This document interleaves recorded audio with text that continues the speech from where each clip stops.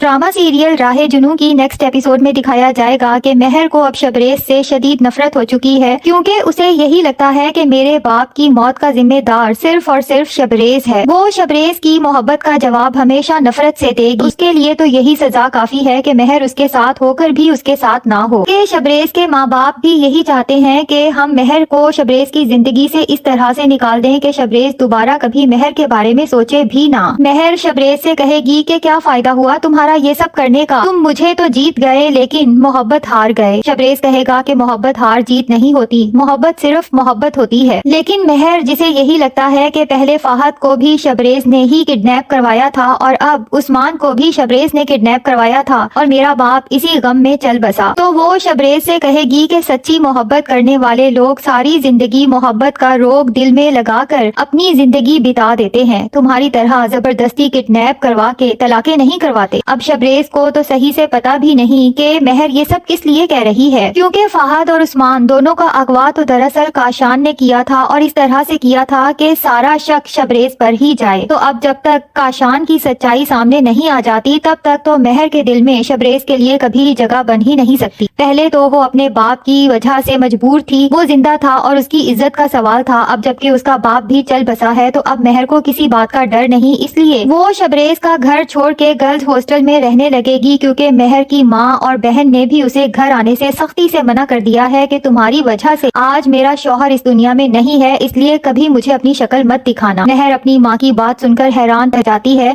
कि मेरा कसूर क्या था, अगर फाहद को या उस्मान को अगवा किया गया तो मेरा तो इसमें एक ही कसूर नहीं था, लेकिन मैं बेकसूर होते हुए भी कसूरवार हूँ और ये सब कुछ शबरेज की वजह से है। बहरहाल अब ना सिर्फ उसने शबरेज का घर छोड़ दिया है बल्कि उसकी जिंदगी से भी निकल जाने का फैसला कर चुकी है। अब उसने सोच लिया है कि वो खुला का केस करेगी और शबरेज को हमेशा के लिए छोड़ देगी।